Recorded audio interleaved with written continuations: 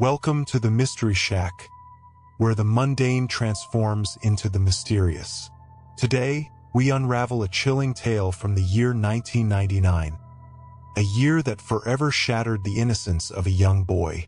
What started as a harmless curiosity about a local TV station soon descended into a harrowing and twisted ordeal. Join us as we peel back the layers of Caledon Local 21 and the malevolent presence known as Mr. Bear. Brace yourself for a story that will linger in your mind and make you question the very fabric of childhood recollections. Stay with us if you dare. The year was 1999. That sentence instantly takes me back to my senior kindergarten class, where, at the age of 5, we would read the date from the blackboard every single day. But for me, the year 1999 is more than just a memory.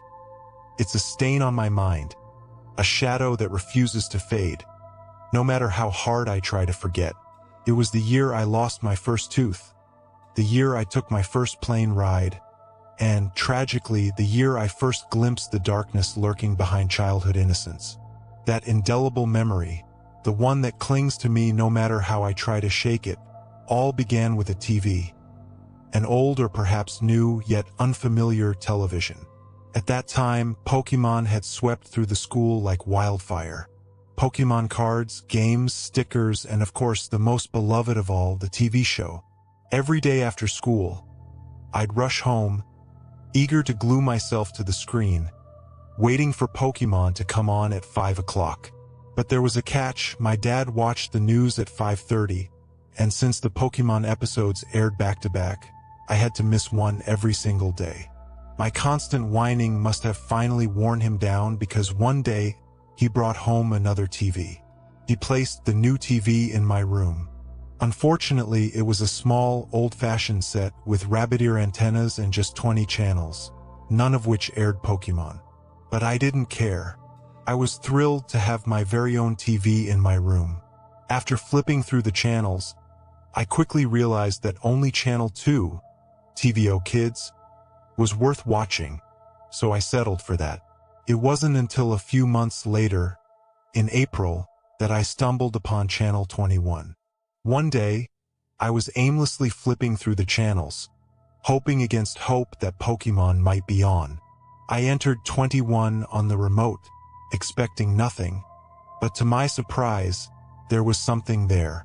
My dad was surprised too, but he let me keep watching since it appeared to be a kids' channel.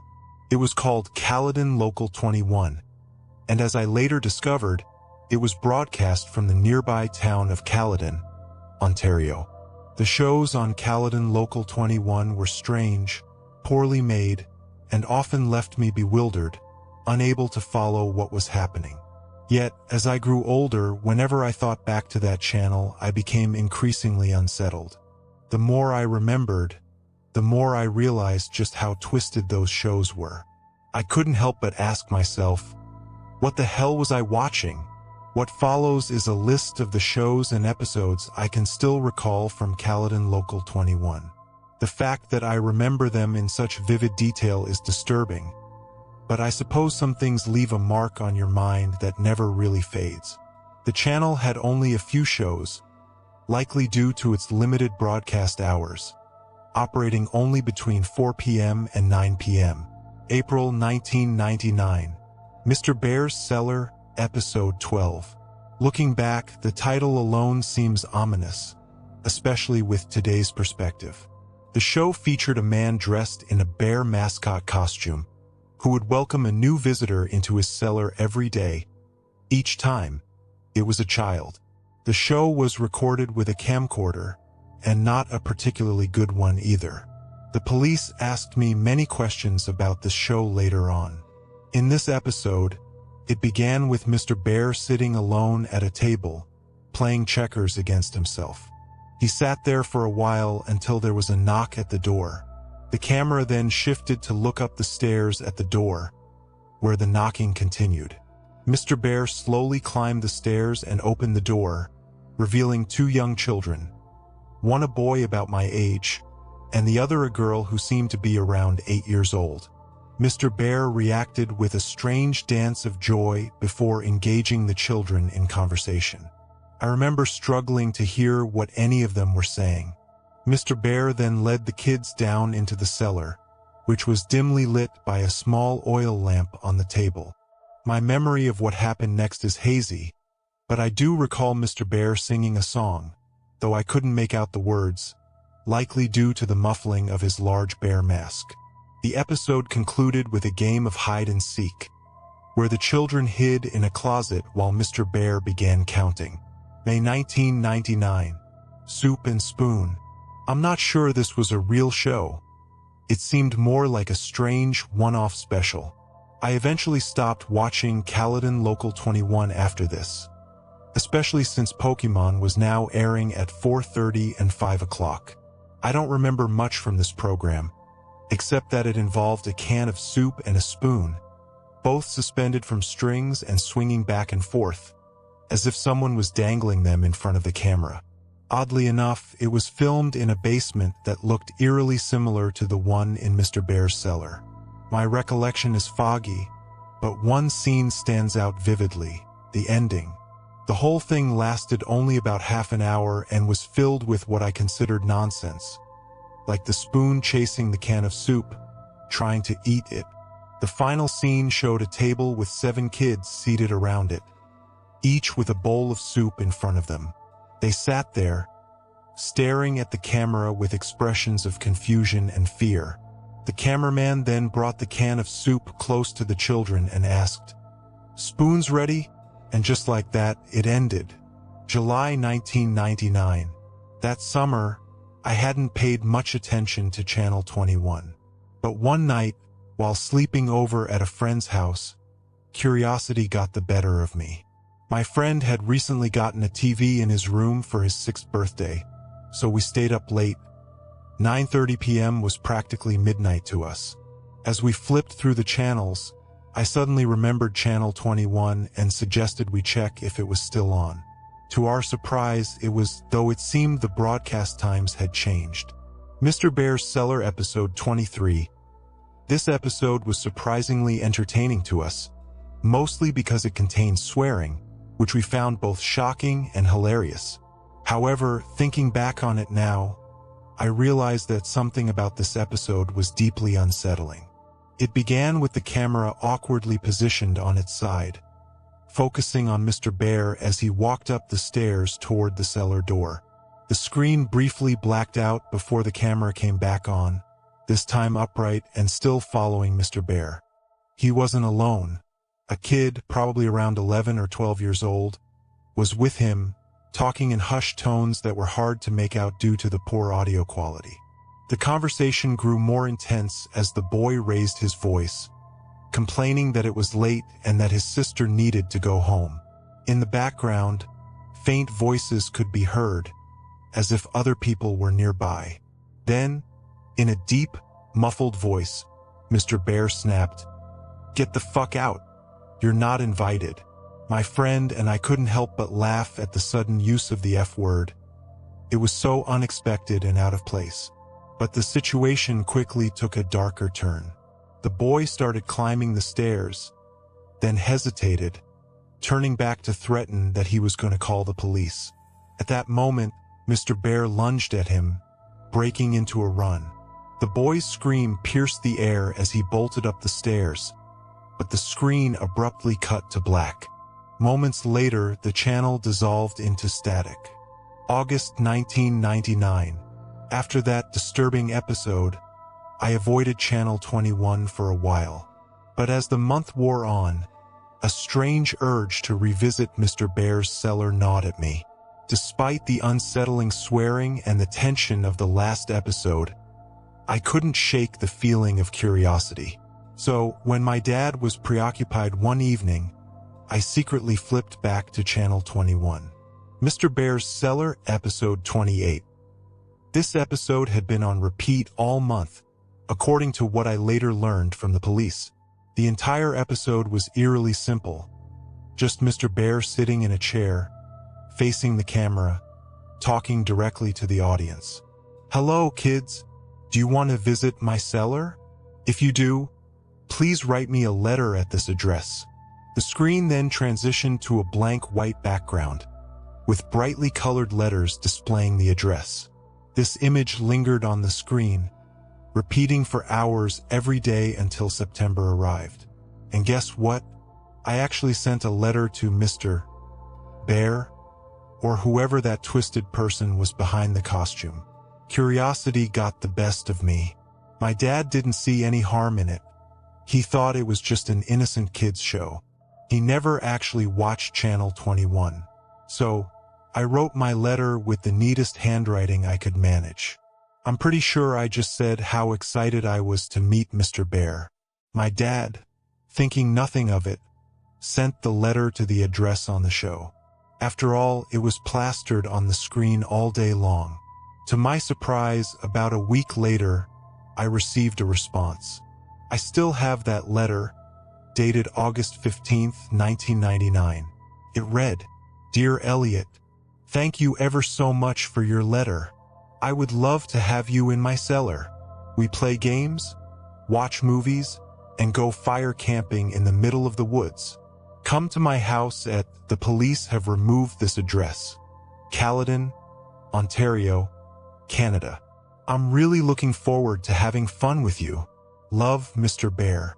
I can't believe my dad didn't find this suspicious, but he actually took me to the house. That's when the police got involved. Endless questions, terrifying photos of other kids, the woods, which brings me to why I'm writing this blog.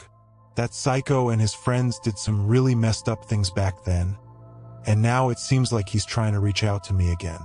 The whole ordeal with the police is starting up all over again, and it's dragging me back to 1999. Over a decade later, it's happening again. Update, November 14th, 2009. People have been emailing me, asking what exactly happened in 1999. I'll get to that. Those strange TV shows I watched were apparently designed to lure kids to Mr. Bear's house.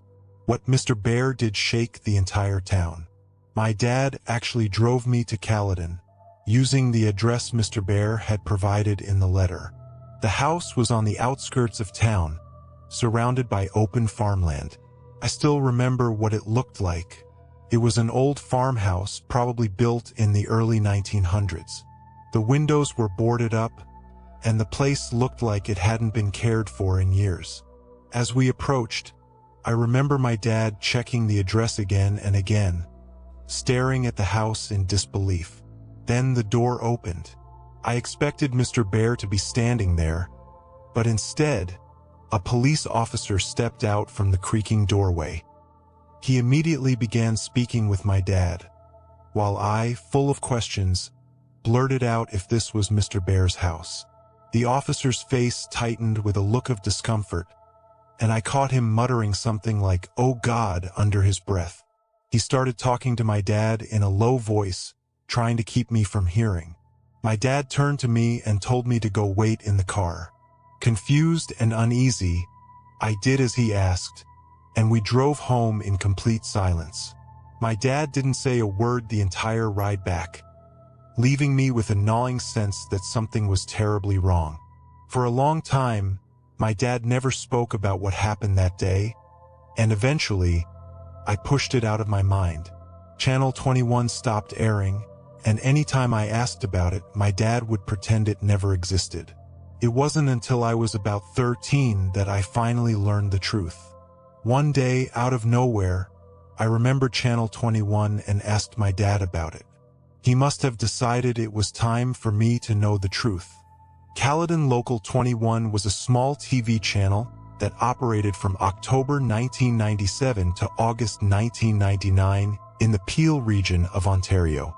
The entire operation was run out of that old house in Caledon, the one I visited, and it was managed by a man no one in town really knew. The channel signal was so weak it could only be picked up by older televisions with rabbit ear antennas. The man produced all the shows on the channel, all of them designed for kids. He was Mr. Bear, and he was also the one behind the camera.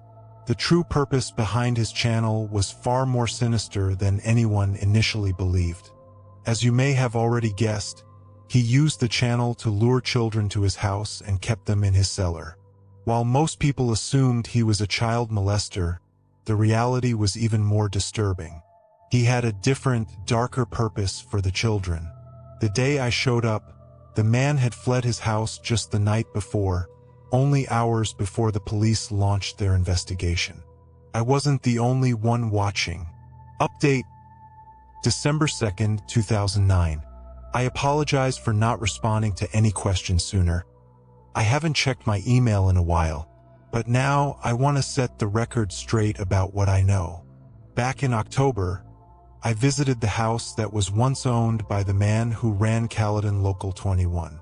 2 women live there now, running a daycare. How ironic. Now, let me answer the questions you've been sending me. Question: who else watched Caledon Local 21? I'm certain other people watched it, including the kids who ended up at Mr. Bear's house.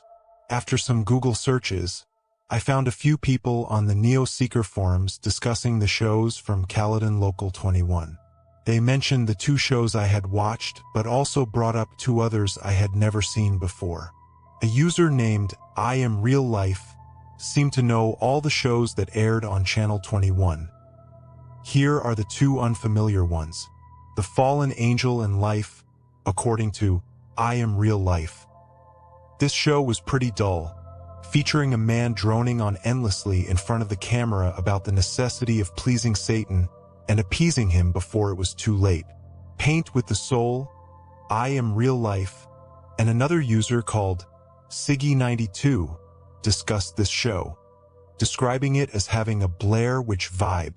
It consisted of the cameraman wandering aimlessly through a forest at night, without anything particularly interesting happening. I'll try to find the conversation and see if I can dig up a link. Question: where is Mr. Bear? Or the guy who wore the costume? If I knew, I would have said so by now. I have no idea where this guy is, or whether he's dead or alive, hopefully dead. Next time I see my dad's friend, I'll ask him about it. Maybe he can give me a more definitive answer. Question: what did Mr. Bear do to the children?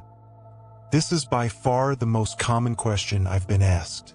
I found out in October through my dad's friend, who was a retired Caledon regional officer. Apparently, the man who played Mr. Bear took the kids out of the house and into the nearby forest. What happened there is unclear, but the police found 16 charred bodies of children, aged between 4 and 13, in a 15 by 15-foot ditch deep in the forest. My dad's friend didn't want to go into the details, but I'm seeing him next Thursday, so maybe I can coax more information out of him then. That's all I have for now. Thanks for staying interested in my blog.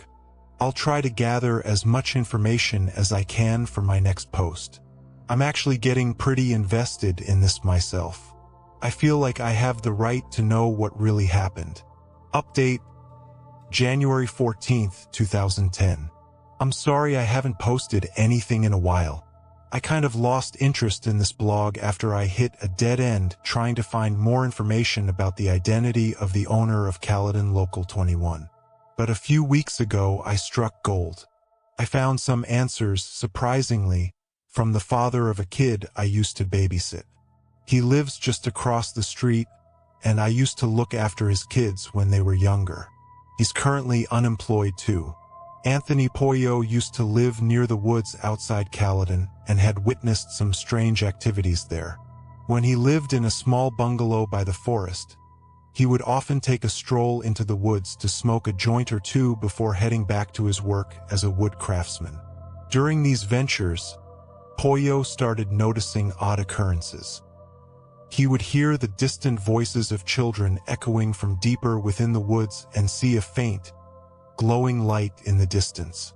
These eerie events began around late 1997, which coincidentally was the same time Caledon Local 21 started airing.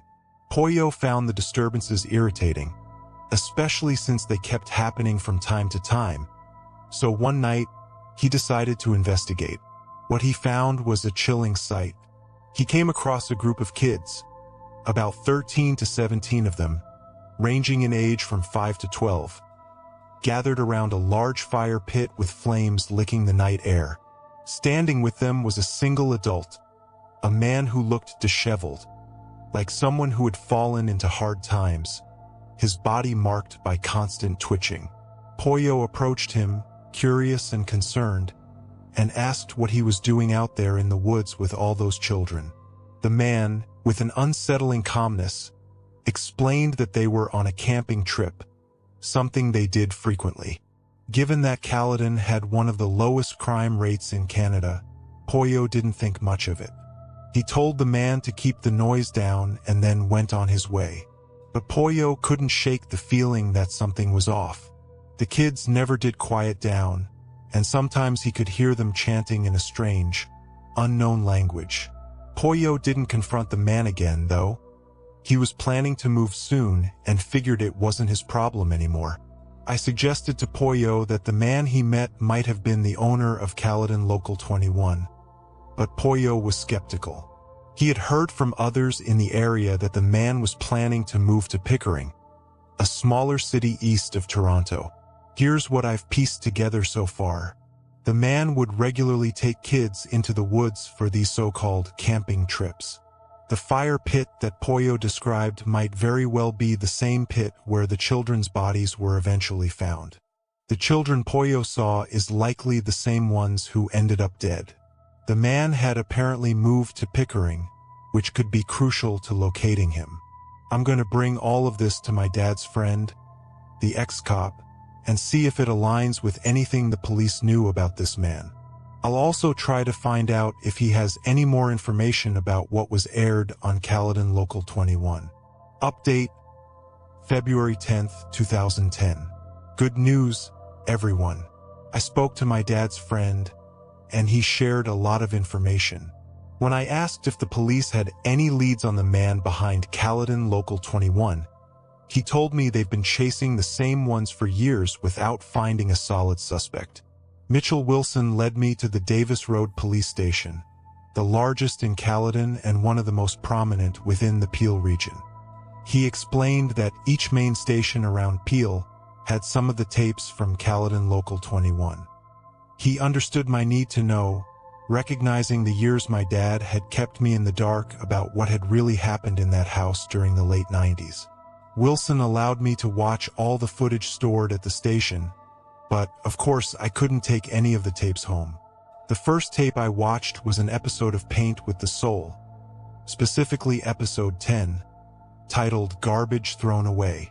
This was one of the shows that I and Siggy92 had discussed on Neoseeker. The police informed me that 12 episodes of the show had been broadcast between December 5, 1997, and January 8, 1998.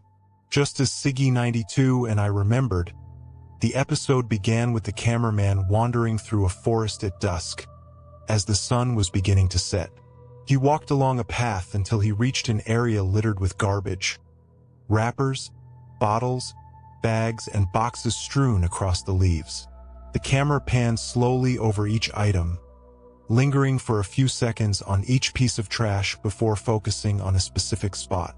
Then, a man's voice, quiet and timid, began to speak.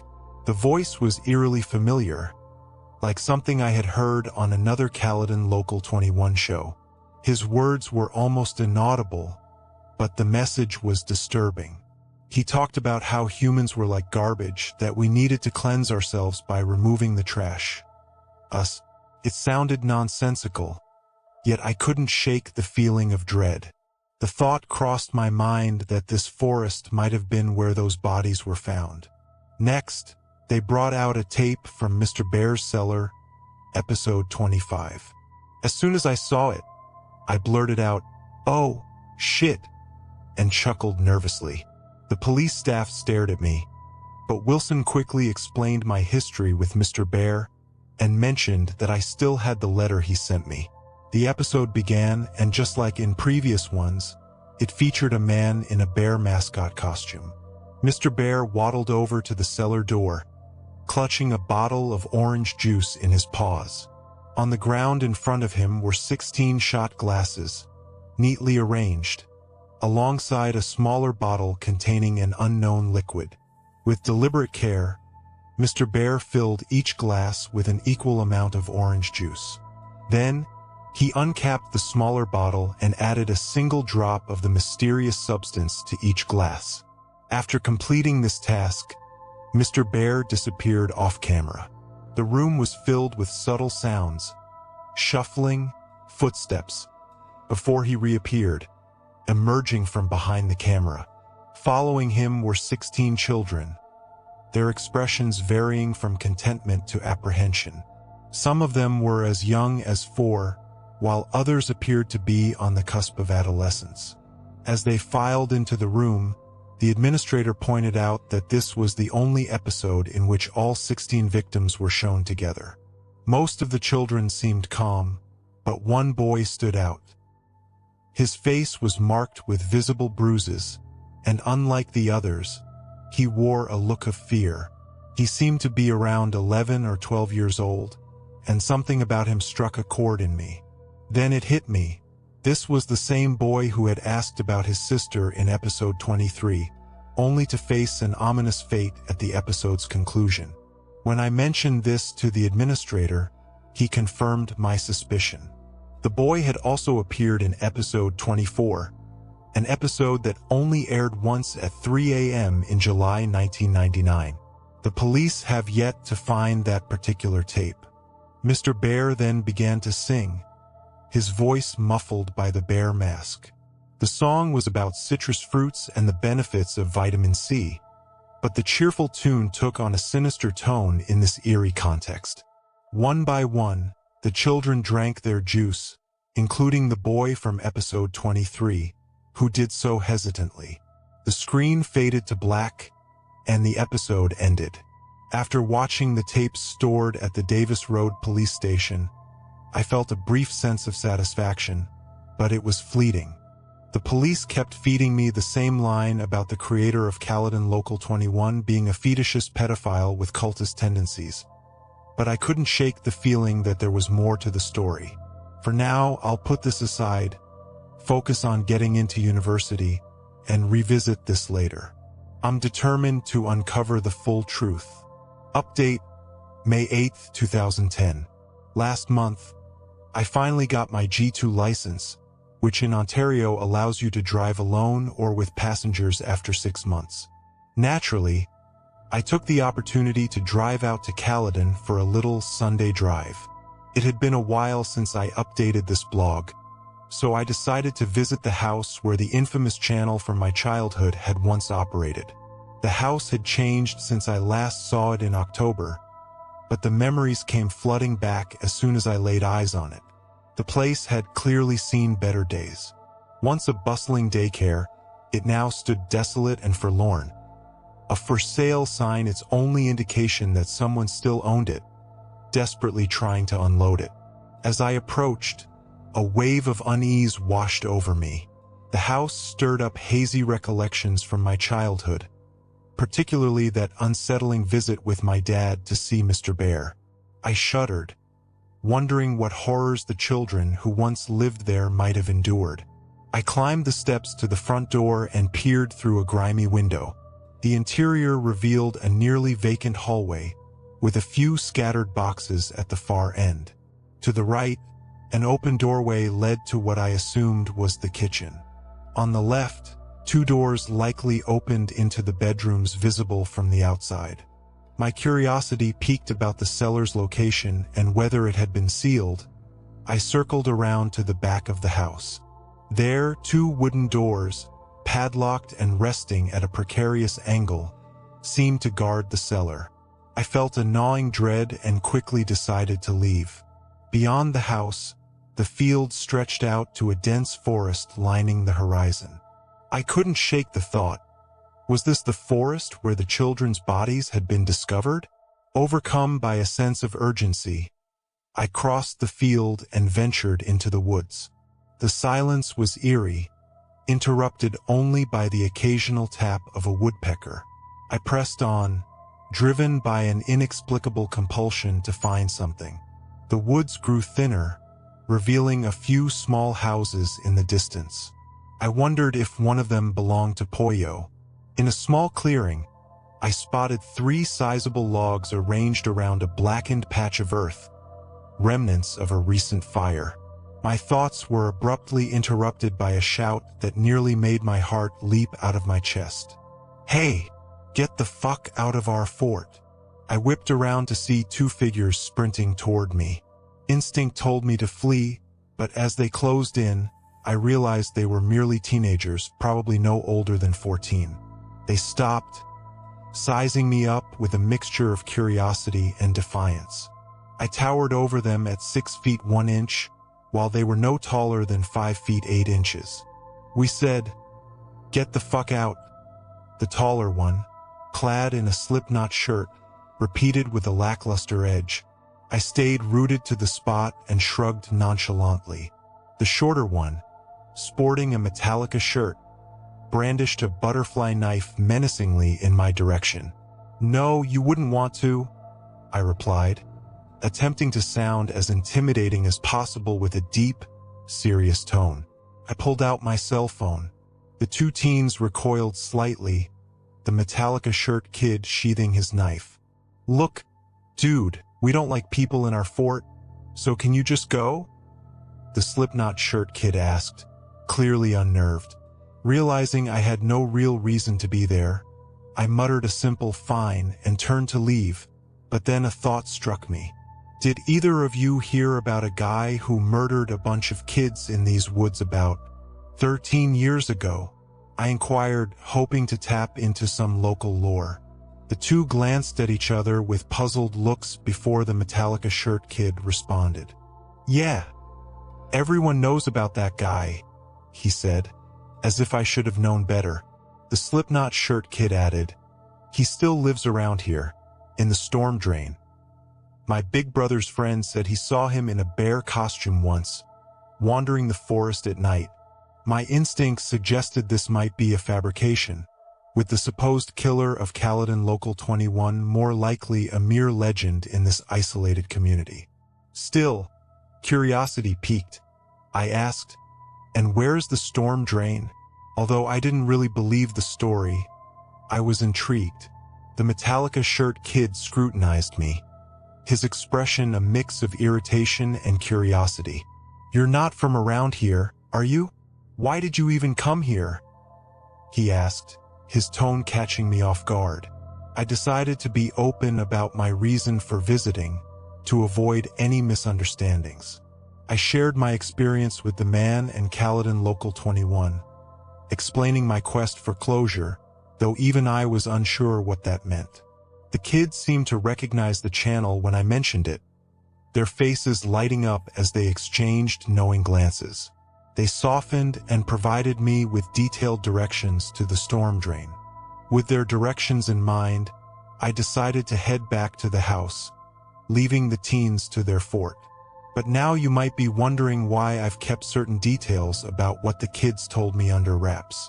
Let me fill you in on what they shared in detail. The storm drains the kids mentioned is located just beyond their fort, in the direction I was heading. It leads to a small river where excess water is diverted.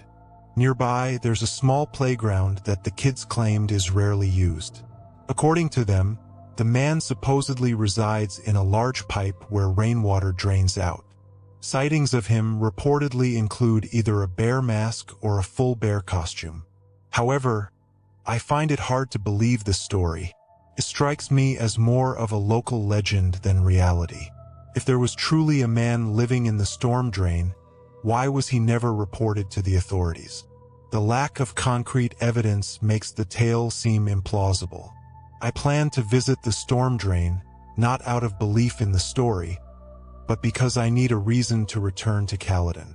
Without new tapes to analyze, I'm running out of content for this blog. Thanks for your ongoing support. I know many of you are eagerly awaiting more information about the events in Caledon in 1999, and I will continue my research to provide updates. Elliot out.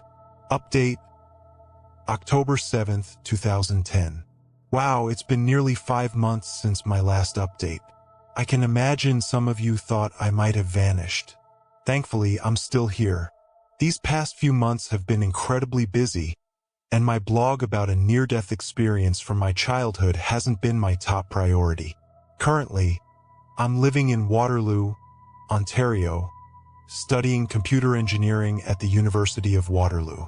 As you can imagine, the rigors of engineering have kept me occupied, and this blog nearly slipped my mind. But now I'm back. I did manage to visit the storm drain the kids in Caledon told me about. It was located in a clearing near a marsh. Unfortunately, I found nothing of interest, just a turtle that quickly retreated into its shell upon seeing me. I took some photos of the pipe, which I've posted.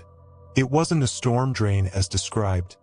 It was simply a pipe likely meant to channel excess water from the marsh. When I got back from Caledon, I kept delaying the upload of my findings until I completely forgot about my blog. It just didn't seem important anymore. Please forgive me. However, my interest in this case has recently been rekindled. On September 10th, I received an intriguing email from the address returntheb@hotmail.com. Yes, the email address itself is quite peculiar, but it gets even stranger. Here's the exact message I received. Dear Elliot, my dear boy, this story may or may not be true, but it's certainly within the realm of possibility. There are numerous slots available for airtime, and if you have the money, you can secure a spot on a public access TV channel. Some public access channels, like EWTN, a religious channel from Michigan, air Catholic programming but also have independent shows or just a blue screen during off hours. Cable networks also have vacant channels up for rent. So, the idea of someone renting a channel for nefarious purposes isn't entirely far-fetched. However, public access TV is monitored and can be shut down at any time. Note that this applies to the US and not Canada, where your story took place. If this scenario had occurred in the US, the individual would be tracked and arrested immediately. So, while this story could happen, it is unlikely. 100 fuzzy hugs, Mr. Bear. The letter is clearly fake and almost seems like it was generated by some corrupted system. Still, I appreciate whoever sent it, even though they could use some lessons in English. Reading it was unsettling, but it has reignited my curiosity about my blog. It's amusing to chase after the mysteries I've always been fascinated by. My roommate saw the letter too, and he was genuinely spooked for a moment, but then we both laughed it off.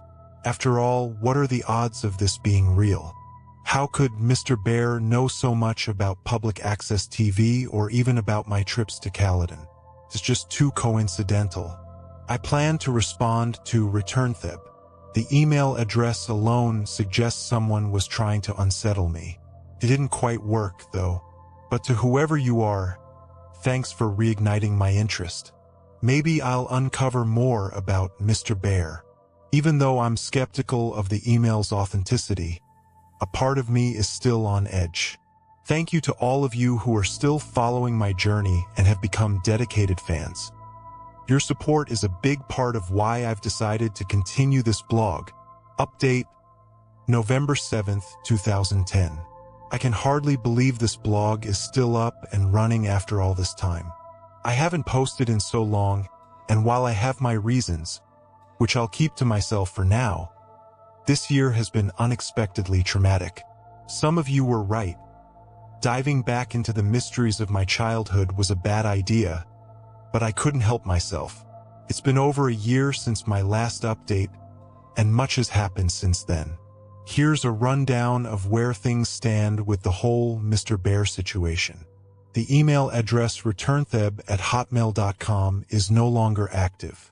I attempted to respond to the email but received no reply, and subsequent attempts were met with silence. I've relocated to Ottawa for university, yes, the capital of Canada, for those who might not know. I haven't been back to Caledon or the Peel region for a while. Given my reasons for leaving, you can probably guess why. I've had to create a new email account because of the pranksters sending fake messages pretending to be Mr. Bear. Thanks a lot, guys not. So, Why am I revisiting this blog now? On October 23rd, I received a call from Mitchell Wilson. Remember him, my dad's ex-cop friend? He informed me about a tape found at the Brampton Public Library, which is my hometown if you haven't figured that out. He said he can't discuss the contents of the tape since it's still evidence, but invited me to check it out when I return home. The discovery of this tape has reignited my curiosity, especially given the content of the previous tapes I saw. I can only speculate that it's connected to Caledon Local 21. I wanted to let you all know that I'm continuing this blog, and I'm grateful for everyone who still follows it. I'm unsure when my next update will be, but I promise to write about what I find when I get to see that tape. The thought of uncovering more has me intrigued once again. Elliot. Update. January 21st, 2011. It's been a long year. University has been keeping me up at night, especially since moving to Ottawa, a city known more for its political scene than for partying. That was sarcasm. But now I'm back in Brampton with my dad, where I grew up. I arrived home on December 18th and have been catching up with friends and family, or at least that's what I'd prefer to be doing. The usual festive cheer that I typically feel during this time of year is noticeably absent. To address the flood of emails and comments I've received, yes, I did finally get a chance to watch the tapes that Mitchell Wilson, my dad's friend, promised to show me. But these tapes are more of a curse than a revelation. I find myself torn between wanting to know more and wishing I could erase all memories of them. My curiosity got the better of me, compelling me to watch, not just for my own sake but for all of you who share my fascination with that eerie man in the bear suit from my past. However, after viewing the tapes, a deep, unsettling dread has returned. It's the haunting realization that the children in those videos are no longer alive, that I could have been one of them, and that the world can be an incredibly dark place. If you're still reading this and haven't skipped ahead to the more gripping details, thank you for indulging my ramblings. On January 1st, I reached out to Mitchell Wilson to arrange a time to view the tapes. With a snowstorm slowing things down at the station, he told me I could come by any time that day. The tapes were at a branch not far from me, so I navigated the treacherous, slushy roads and the notoriously reckless Brampton drivers to get to the Peel Regional Police Station at Bramalea City Center. When I arrived, Wilson greeted me at the front desk and led me to a small office on the second floor. He asked me to take a seat and wait while he retrieved the tapes. Just before leaving, he turned to me and asked, "I know you're curious, but are you sure you want to do this?" Of course I did, or at least I thought so. Wilson's friend had gone to great lengths to arrange this, and I didn't want to waste the opportunity. The station had 2 tapes, but I could only watch a few minutes of footage because the second tape was too damaged to play on a VCR. The first tape was labeled Mr. Bear's Cellar, Episode 30. As always, Mr. Bear's presence was deeply unsettling, particularly given what I experienced in my youth. This episode was set in a forest at dusk, which made it difficult to see due to the poor film quality, a signature of anything from Caledon Local 21. The episode began with the camera being held in the paws of Mr. Bear, aimed directly at himself. The bear mask took on an even more sinister appearance in the shadows of the trees. The unmistakable muffled voice crackled through the speakers. "Hello, children. Today I have a special treat for my friends. I'll be taking them to a faraway place where they'll surely be happy." Mr. Bear turned the camera to reveal an ATV hitched to a trailer. But what made my blood run cold was the sight of 7 lifeless children lying side by side in the trailer. "This here is the first batch, but there are more coming soon," Mr. Bear said, shifting the camera to a large burlap tarp spread on the ground. He lifted the tarp to unveil a gaping hole, at least 12 feet deep and 15 feet wide. The rest of the episode showed Mr. Bear tossing each child into the pit. I asked Wilson if they were dead, and he shook his head, saying, Not yet. One by one, the children were dropped into the pit, their unconscious bodies landing in haphazard positions. The vitamin C will surely help these children on the grand journey ahead, Mr. Bear declared as the camera panned to several bottles of gasoline resting beside a bush. The camera zoomed in on the bottles while Mr. Bear hummed, and then the episode abruptly ended. Wilson informed me that these 7 were part of the 16 victims found burned beyond recognition. The gasoline was used by the man in the bear suit to set them alight. A pit full of burning children. Who could be so monstrous? The chilling realization struck me that I could have been one of those poor souls. Wilson then admitted he had misled me. The other tape from Bramalea police did work and showed the actual burning. However, he thought I wouldn't be able to handle its disturbing and graphic content. And perhaps he was right. I don't even want to see it. For now, I'm overwhelmed and need time to process. But the man behind Caledon Local 21 is still out there. More to come soon. Elliot. NRI. Once upon a time, there was a boy named Elliot. Elliot was a clever child who enjoyed playing with his friends. One day, he watched a charming TV show about a bear and his young friends. The children helped each other and adored the bear, who loved them in return for their kindness and assistance.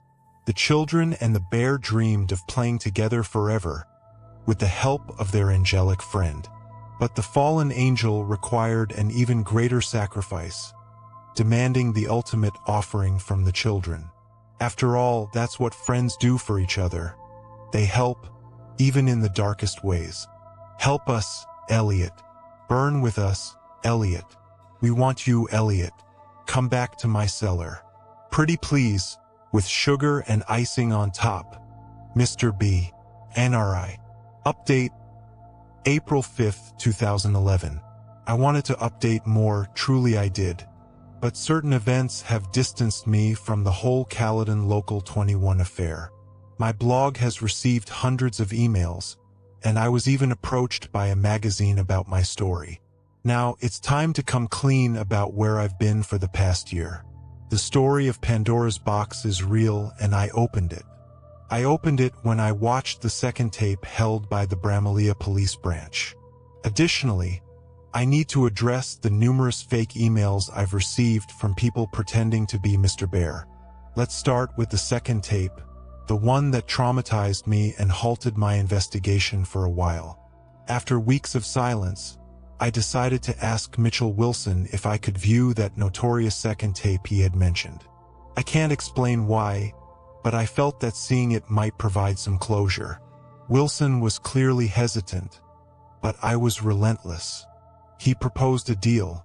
If I still wanted to see the tape by the time I turned 20, he would show it to me. With little else to do, I waited. When my 20th birthday came around, my desire to view the tape was undiminished. I called Wilson, who confessed that he had hoped I would forget, but I was resolute. You really don't need to see it, he insisted, but I felt that I had to. He finally invited me to the Bramalea branch one Monday afternoon. Having seen every Saw film and a video of animal slaughterhouses in my ethics class, I believed I could handle whatever the tape had in store. How naive I was. Mr. Bear's Cellar, episode 31. When Wilson went to retrieve the tape from evidence, the officer in charge of the evidence room gave me a disapproving look, silently questioning my decision. Wilson explained that this tape contained the final known episode of Mr. Bear's Cellar. I braced myself for what I was about to witness, dreading the fate of the children that I suspected the tape would reveal. The episode began in a familiar forest, the same eerie setting from previous episodes. However, this time it was shrouded in darkness. The trees and leaves merged into indistinct shapes, dancing ominously against the night. A faint glow appeared on the right side of the screen. There was no sound, only the impression of a windy night, though the trees remained eerily silent. Gradually, the camera panned towards the glow, revealing smoke rising from a pit with flickering flames visible at the top. Wilson paused the tape and asked, "Are you sure you want to see this?" Despite the ominous voice in my head urging me to stop, I insisted on continuing. The camera moved closer to the hole, which was now clearly a pit of fire. This was the same pit I had seen in the previous episode, but now it was filled with forms, some writhing, some motionless. I knew what they were. As the camera adjusted to the light, the scene came into focus. Burning flesh, a horrific blur of red and black. The surreal, nightmarish vision was impossible to erase from my memory. This was not some horror film, it was stark, brutal reality. Human beings were being consumed by flames in a way that could have been my own fate. The scene abruptly shifted to dawn. The camera was now positioned farther from the pit, where the fire had died down, though smoke still drifted upwards.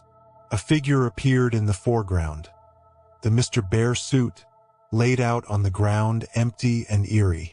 It was arranged in the shape of a cross. The cameraman circled the suit as though it were a sacred relic. At the head of the suit was a sign marked with bold red letters, INRI. The camera zoomed in on the bear's face before the episode finally ended. I sat there, stunned into silence. Felt like a terrible dream.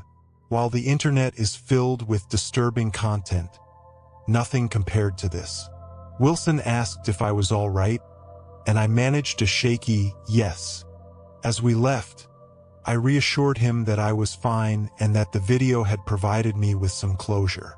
He seemed doubtful but did not press further. In hindsight, he was right. I was haunted by nightmares for weeks afterward. I was done. I no longer cared about the investigation. A twisted individual lured a group of children to their deaths, burning them alive using a fake children's TV channel as bait. I could have been one of his victims, but by some cruel twist of fate, I'm still here. I should feel fortunate, but instead, I'm plagued by guilt. Was my survival merely a stroke of luck? 10 months have passed, and now I have a new issue to tackle. My inbox has been inundated with messages. Some are requests for more information, others ask if I can upload the tapes, and a disturbing number claim to be Mr. Bear. Firstly, I can't upload the tapes. They are A, in police custody as evidence, and B, I don't know how to transfer VHS to a computer. As for the people pretending to be Mr. Bear, you're not fooling anyone. When dozens of people try to impersonate the same character, it just doesn't work. I've even encountered a fake Caledon Local 21 YouTube channel, amusing but still phony. What's even more frustrating is that someone hacked my account to post a grotesque poem about me on my blog. I've left it in the previous entry for you all to see. I contacted my webmaster, who informed me that the post was made on Halloween. How fitting. From the email paintwith@aol.com, which I suspect is just another prank. I'm done with episode 31. The images will haunt me for a long time, but I'm determined to make one final effort. I plan to reconnect with Mitchell Wilson and hopefully gain access to the tapes held by other Peel police branches. I'll update you as soon as possible. Hopefully it won't take as long this time. Thanks to everyone who continues to follow this story. Elliot. And there you have it, folks. The chilling saga of Caledon Local 21 and the malevolent Mr. Bear.